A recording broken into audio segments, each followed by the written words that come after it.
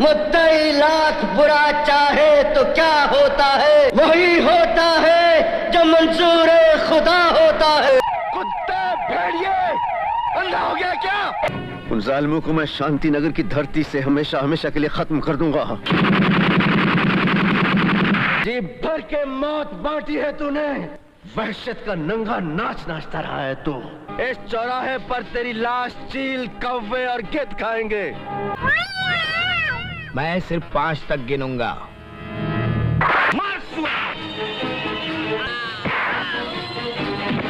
कल अचानक से कई न्यूज चैनल्स पर हमारे चहेते सुपरस्टार धर्मेंद्र पाजी की निधन की खबर सुनने के बाद मन बहुत ज्यादा उदास हो गया था।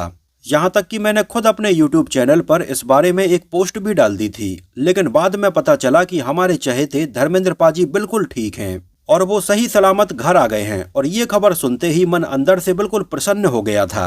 लेकिन ये बहुत ही शर्म की बात है कि हमारे देश के मीडिया वाले हर खबर को अपने चैनल पर पहले दिखाने के चक्कर में खबर की पुष्टि किए बिना ही इन खबरों को चलाने लगते हैं और पूरा देश इनके ऊपर यकीन भी करने लगता है। आखिर आम इंसान और कहां कंफर्म करेगा, जो उसको न्यूज में और मीडिया में दिखाया जाएगा वो उसको सही मान लेता है। तो मीडिया वालों से मेरा हाथ जोड़कर निवेदन है कि आपको पूरा देश देखता है तो इस तरह की झूठी खबरें ना फैलाएं, पहले खबर की पुष्टि कर लें। खैर, हमारे धर्मपाजी बिल्कुल स्वस्थ हैं और वो अपने घर अब वापस भी आ गए हैं। और जाटों के बारे में एक बड़ी ही पुरानी कहावत है जिसको धर्मेंद्र पाजी ने बिल्कुल सच साबित कर दिया है। कहा जाता है कि जाट मरा तब जानियो जब 13वीं होले। खैर, आज की अपने इस बेहद ही रोचक वीडियो में हम धर्मपाजी की एक दमदार फिल्म के बारे में बात करने वाले हैं जो फिल्म साल 1987 में आई थी। फिल्म का नाम है हुकूमत, जिसमें हमें धर्मेंद्र पाजी की बेहतरीन एक्टिंग देखने के लिए मिली थी। और ये फिल्म लोगों को इतनी ज्यादा पसंद आई थी कि साल 1987 में ये पैसे कमाने के मामले में पहले नंबर पर आ गई थी। यहाँ तक कि आपको बता दें कि धर्मेंद्र पाजी की फिल्म हुकूमत को उतना ज्यादा प्रमोट किया भी नहीं गया था, जबकि 1987 में ही रिलीज हुई अनिल कपूर की फिल्म मिस्टर इंडिया एक बहुत बड़े बजट की फिल्म थी और इसको बहुत ज्यादा प्रमोट किया गया था। लेकिन इसके बावजूद भी फिल्म मिस्टर इंडिया हुकूमत से इस साल कमाई करने के मामले में काफी पीछे रही थी। तो उस समय कैसे फिल्म हुकूमत बनी थी? मात्र 20 साल के डायरेक्टर अनिल शर्मा ने उस समय धर्मेंद्र जैसे सुपरस्टार के साथ में कैसे ये बेहतरीन फिल्म बनाई थी। फिल्म को कहां और कौन सी लोकेशंस पर शूट किया गया था और उन दोनों लोगों के बीच में धर्मेंद्र का क्रेज कितना ज्यादा था, इन सारी बातों के बारे में हम डिटेल से बात करेंगे। और इस वीडियो में आपको फिल्म हुकूमत के बारे में कई ऐसी बातें जानने के लिए मिलेंगी जो इसके पहले आप बिल्कुल भी नहीं जानते होंगे। फिल्म हुकूमत सिनेमा घरों में रिलीज हुई थी 27 मार्च 1987 को और उस समय इसका क्लैश हुआ था एक और फिल्म इतिहास के साथ में, जिसमें हमें राजकुमार और अनिल कपूर नजर आए थे। हालांकि उस समय हुए इन दोनों ही फिल्मों के क्लैश में धर्मेंद्र की फिल्म हुकूमत ने बड़े मार्जिन से बाजी मारी थी। वैसे उन दोनों बॉक्स ऑफिस का अगर आपको हाल बताएं तो इसके लगभग एक हफ्ते पहले रिलीज हुई फिल्म कौन कितने पानी में और मेरा लहू कई सिनेमा घरों में चल रही थी। और जब फिल्म हुकूमत रिलीज हुई तो पहले तो इसको बहुत ही कम सिनेमा घरों में रिलीज किया गया था, लेकिन जब ये फिल्म लोगों को पसंद आने लगी तो देखते ही देखते फिल्म हुकूमत कई सिनेमा घरों में हाउसफुल चलने लगी थी। इसमें हमें नजर आए थे धर्मेंद्र, शम्मी कपूर, रति अग्निहोत्री, स्वप्ना, गोगा कपूर, सदाशिव अमरापुरकर, प्रेम चोपड़ा और जोगिंदर। फिल्म की कहानी लिखी थी अनिल शर्मा ने और उन्हीं ने इसका डायरेक्शन किया था। और वो देओल परिवार के बड़े ही खास रहे हैं, जिन्होंने बैक टू बैक धर्मेंद्र के साथ में कई फिल्में बनाई हैं और सनी देओल के साथ में गदर एक प्रेम कथा और the hero love story of a spy जैसी कई बेहतरीन फिल्में बनाई हैं। और आपको शायद ही ये बात जानकर हैरानी होगी कि अनिल शर्मा की फिल्म हुकूमत जब रिलीज हुई थी उस समय उनकी उम्र मात्र 19 साल थी। और जिस समय अनिल शर्मा ने इसकी कहानी लिखी थी और ये फिल्म स्टार्ट की थी उस समय तो उनकी उम्र मात्र 16 साल ही थी। यहाँ पर आपको बताते चलें कि अनिल शर्मा ने बी.आर. चोपड़ा के अंडर में असिस्टेंट के तौर पर अपने करियर की शुरुआत की थी, जहाँ बी.आर. चोपड़ा की कई फिल्मों पति पत्नी और वो, द बर्निंग ट्रेन और इंसाफ का तराजू जैसी फिल्मों में वो असिस्टेंट डायरेक्टर थे। और फिल्म हुकूमत उनके करियर की तीसरी फिल्म थी। इसके पहले वो श्रद्धांजलि और बंधन कच्चे धागों का जैसी फिल्में बना चुके थे।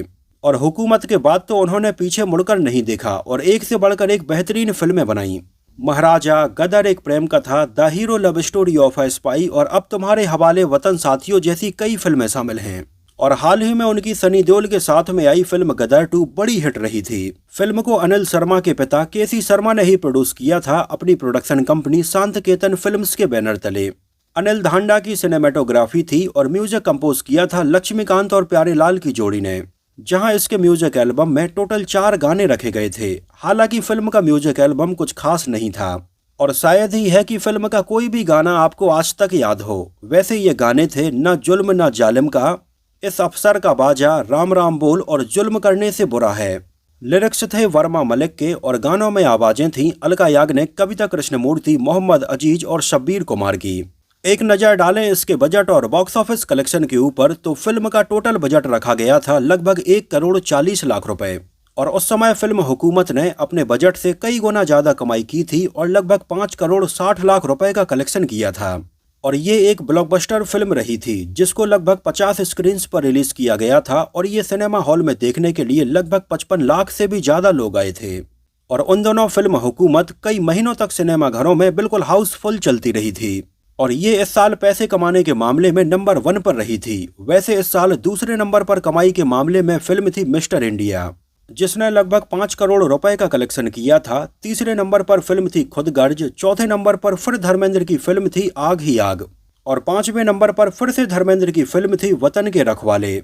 यहाँ तक कि 6वें नंबर पर भी धर्मेंद्र की ही फिल्म थी इंसानियत के दुश्मन। इसके अलावा उनकी फिल्म इंसाफ की पुकार और लोहा जैसी फिल्मों ने अच्छी खासी कमाई की थी और 1987 का जो साल है वो धर्मेंद्र के लिए बहुत अच्छा साबित हुआ था, जहां इस साल धर्मेंद्र की टोटल 11 फिल्में रिलीज हुई थीं, जिनमें से उनकी 7 फिल्में सुपरहिट रही थीं, जो अपने आप में बहुत बड़ी बात है। और 1987 ही ऐसा साल था जब धर्मेंद्र ने बड़े से बड़े एक्टर्स की फिल्मों को भी पीछे छोड़ दिया था, फिर चाहे उनके सामने पुराने जमाने के एक्टर हों या फिर नए जमाने के एक्टर हों, कोई भी 1987 में धर्मेंद्र के सामने टिक नहीं पाया था। उन्होंने अपनी सुपर डुपर हिट फिल्मों से बॉक्स ऑफिस पर ऐसी आग उगली कि लोग उस समय बस देखते ही रह गए। फिल्म हुकूमत को IMDb पर 6.1 आउट ऑफ 10 रेटिंग मिली हुई है। वैसे धर्मेंद्र की साल 1987 में रिलीज हुई अगर हम सारी फिल्मों के ऊपर गौर करें तो इनमें से ज्यादातर फिल्में एक्शन फिल्में ही थीं और लेट 80s ऐसा समय था जब बैक टू बैक बिल्कुल एक्शन फिल्मों का ही दौर शुरू हो गया था।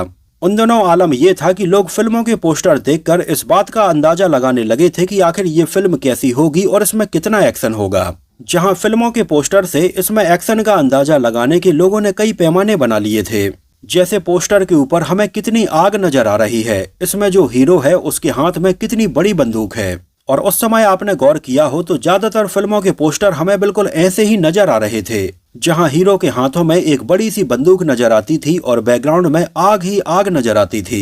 फिल्म हुकूमत के पोस्टर पर भी हमें धर्मेंद्र अपने सिर के ऊपर एक कपड़ा बांधे हुए और हाथों में बड़ी सी बंदूक लिए हुए नजर आते हैं। यहाँ आपको बताते चलें कि 1987 का जो साल है वो धर्मेंद्र के लिए कमबैक साबित हुआ था, जहां इसके पहले धर्मेंद्र की कई फिल्में बॉक्स ऑफिस पर उतनी कमाई नहीं कर पा रही थीं, जिनमें सितमगर, बेगाना और सल्तनत जैसी कई बड़ी फिल्में शामिल हैं। लेकिन फिर आया 1987 का साल, जिसने धर्मेंद्र के करियर को बिल्कुल एक नई दिशा दी और आगे चलकर धर्मेंद्र बैक टू बैक हमें कई एक्शन फिल्मों में नजर आने लगे। बिल्कुल शुरुआत से बात करें तो फिल्म हुकूमत को बनने में लगभग 3 साल का समय लग गया था। ये फिल्म साल 1984 में बनना शुरू हुई थी।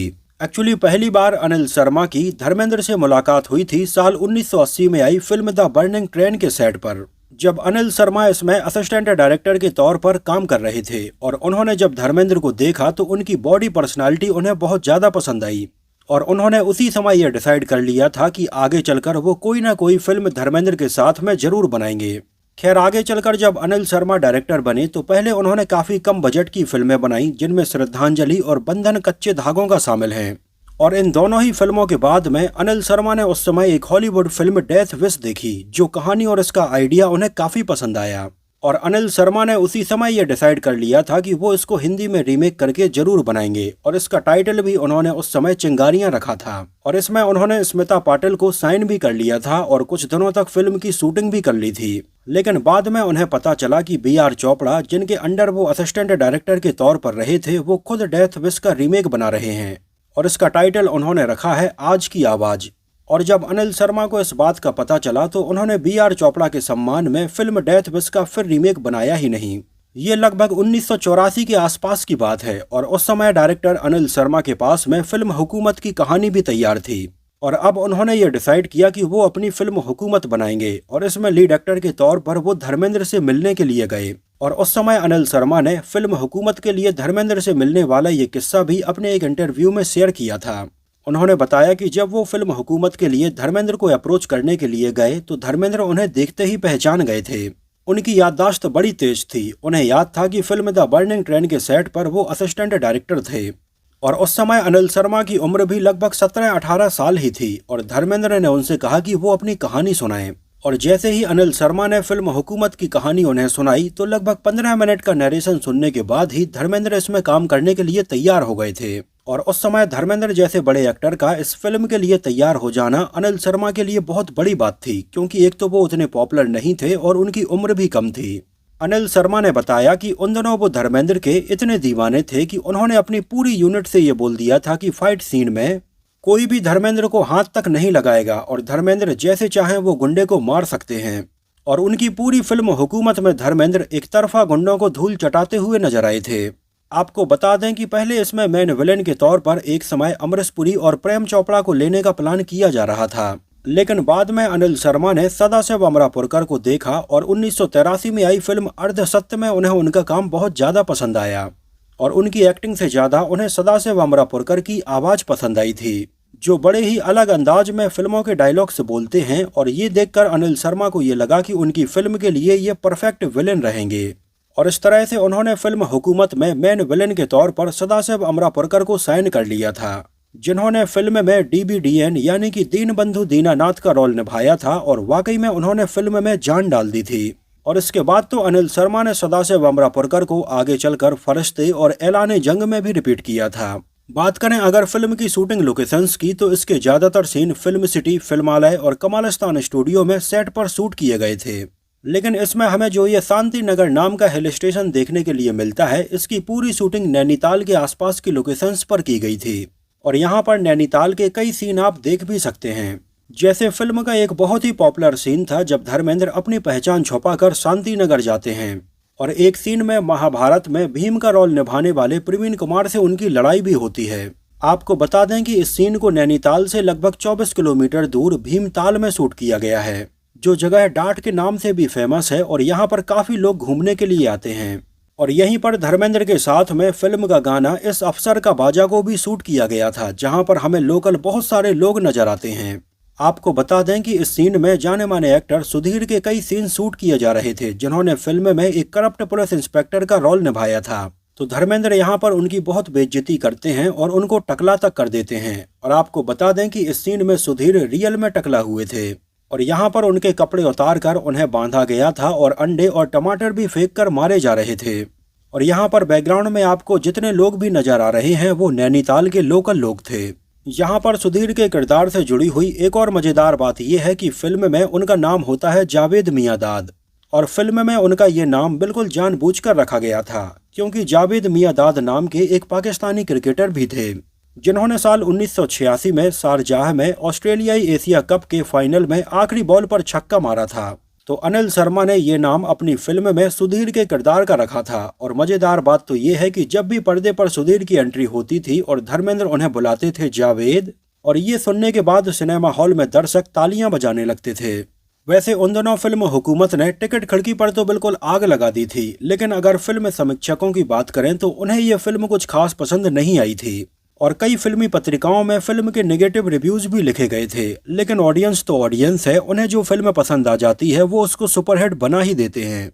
और हुकूमत के साथ भी कुछ ऐसा ही हुआ। इसकी कमाई उस साल रिकॉर्ड तोड़ रही थी।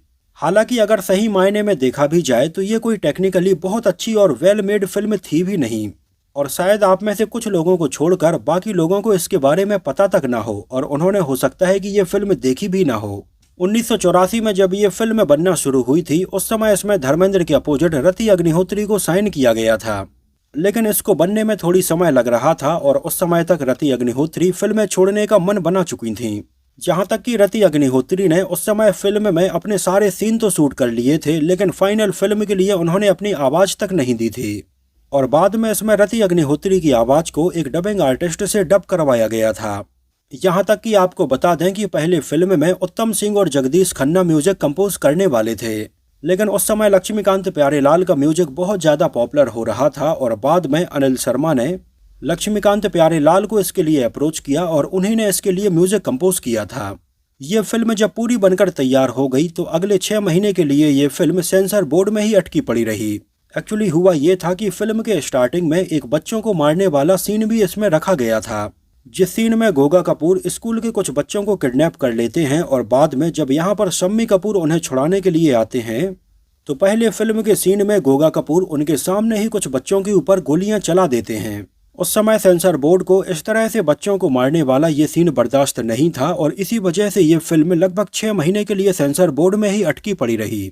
हालांकि बाद में अनिल शर्मा ने इस सीन को ऐसे दिखाया कि बच्चों को डायरेक्ट मारते हुए नहीं दिखाया, सीधे उनकी डेड बॉडी दिखाई गई थी और तब जाकर ये फिल्म सेंसर बोर्ड से पास हो पाई थी। वैसे ये फिल्म बनने में 3 साल का समय लग गया था और ये फिल्म देखते टाइम पर हमें इसके सीन में नजर भी आता है, जहां कई सीन में अगर आप धर्मेंद्र की हेयर स्टाइल को नोटिस करेंगे तो उनके बाल कुछ जगह पर छोटे और कुछ जगह पर बड़े नजर आते हैं। इसके अलावा इसमें हमें धर्मेंद्र के बेटे बने हुए जाने माने एक्टर जुगल हंसराज भी चाइल्ड एक्टर के तौर पर नजर आए थे। आपको बता दें कि उस समय साल 1983 में आई फिल्म मासूम में वो बतौर चाइल्ड आर्टिस्ट नजर आ चुके थे और इससे जुगल हंसराज काफी पॉपुलर हो गए थे और आगे चलकर वो हमें धर्मेंद्र की फिल्म सल्तनत में, लोहा में और हुकूमत में भी नजर आए थे। आगे चलकर साल 2014 के आसपास कुछ ऐसी खबरें सुनने के लिए मिली जिनमें ये कहा गया कि सनी देओल ने फिल्म हुकूमत के रीमेक राइट्स खरीद लिए हैं और अब सनी देओल इसका रीमेक बनाने वाले हैं, लेकिन इसके बाद में इसकी कोई खबर नहीं मिली और ये कैंसिल हो गया। यहाँ पर आपको बता दें कि अनिल शर्मा ने धर्मेंद्र के साथ में बैक टू बैक कई फिल्में बनाई थीं, लेकिन उन्होंने धर्मेंद्र के साथ में एक और फिल्म शेर के नाम से भी शुरू की थी।